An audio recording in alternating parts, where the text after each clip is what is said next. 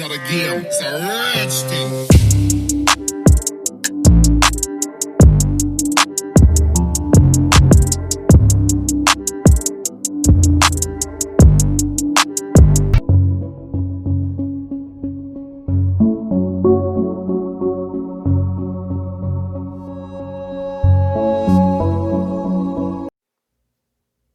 Bridget Shiel grew up in Washington, D.C., and was raised by her grandparents, Jim and Beverly Toole. Her father was not in her life, and she rarely saw her mother, Angela Shiel. She grew up studying ballet and playing soccer. According to her grandmother, Beverly, Bridget's first year of high school was great, but began to get bullied by other kids because of her size, and her grades went from all A's to failing. Bridget began to hang out with the wrong crowd in high school, so her grandmother was pretty excited when she decided to move to Atlanta with her mother, Angela. She did have some success in Atlanta. She became a model and was featured in Chris Watty's video, Be Gaia. It was said that Bridget was in an abusive relationship with an older man by the name of Kevin Kinney, who did spend time in and out of jail. Kevin was seen on Crime Watch Daily to discuss the disappearance of Bridget. On February 13th, 2016, she called the police for being hit in the mouth by Kevin. Here's Bridget's 911 call. 911? What's the address of the emergency? Bridget, I just need to place a restraining order on somebody. 911? Were you assaulted in any way? Bridget, yes. 911. And who is this person to you? Bridget, he's my boyfriend. 911. Okay, hold on. Bridget, I don't want you to go to his house because if I call the police, he's going to kill me. 911. They're not going there, ma'am.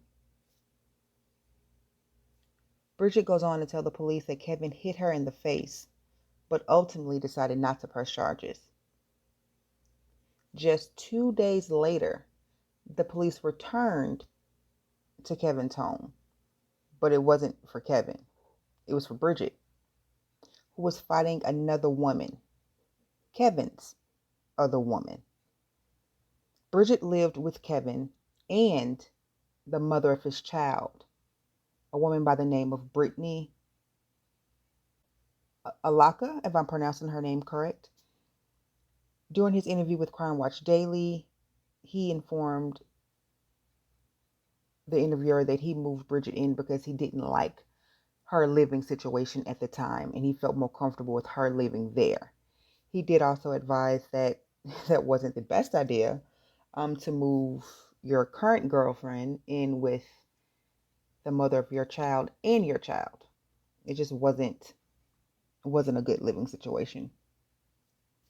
On May 29th, 2016, Bridget's grandmother did send her some money the day before she was murdered because she wanted a place to stay other than with Kevin and Brittany.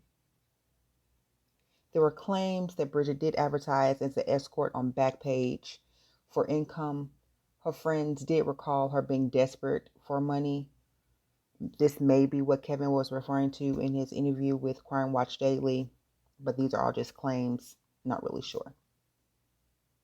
On May 30th, 2016, the night she was murdered, she was witnessed at a Shell gas station sitting in her car on the passenger side.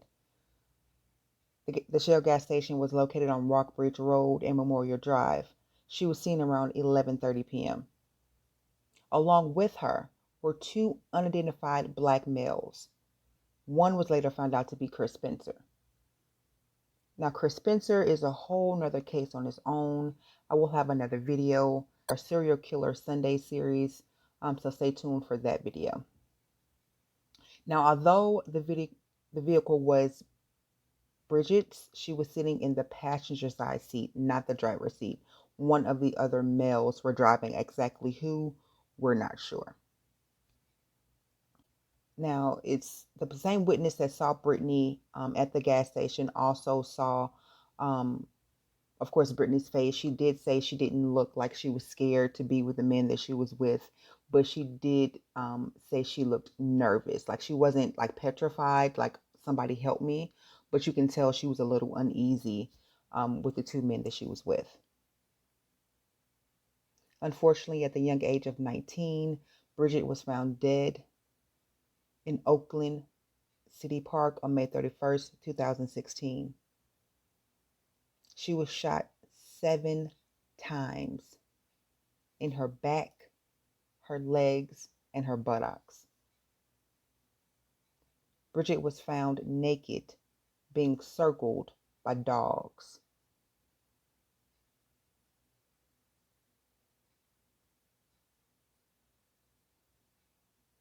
The person that shot Bridget used ammo called radically invasive projectile, aka rest in peace bullets. I'm going to say that again. She was shot by ammo called radically invasive projectile, aka rest in peace bullets. Now, these bullets enter soft targets such as bodies closed, but when they enter, they explode. Investigators describe her wounds as overkill. The person that shot her stood over her body and just kept firing after she was already dead. According to the copy of the Fulton County autopsy report obtained by CBS 46 in 2016, her wounds were exploding bullets that left snow-like shrapnel, but no gun burns. The assistant to the Fulton County medical examiner explained the ballistics indicate Bridget was shot from a distance by the killer on a move. The report also describes her gunshot wounds to the torso. They assumed once she was down after she was running, I'm assuming for her life, that once she fell down, the person just continued to shoot. Police also confirmed that Bridget was shot dead inside the park after a witness reported hearing gunshots around 1:06 a.m. Initially, the police believed she was left in the park and shot somewhere else, but the evidence discovered later disputed that. A day after she was killed, Bridget's car was found in King's Southern Delight restaurant on the 4900 block on Redan Road in Decatur, 20 miles away from where she was killed.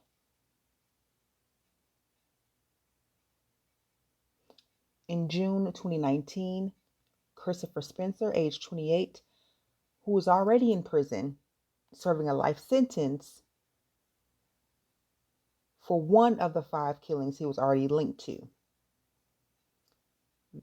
then was linked to Bridget's case by DNA left on a Sprite bottle found near her body. Now, again, I do have another video coming out on Sunday for our Serial Killer Sunday series. I'm going to discuss Christopher Spencer along with the 5 cases that he's linked to and the case that he's already serving life on. So stay tuned for that video. Thanks for watching. Like and subscribe.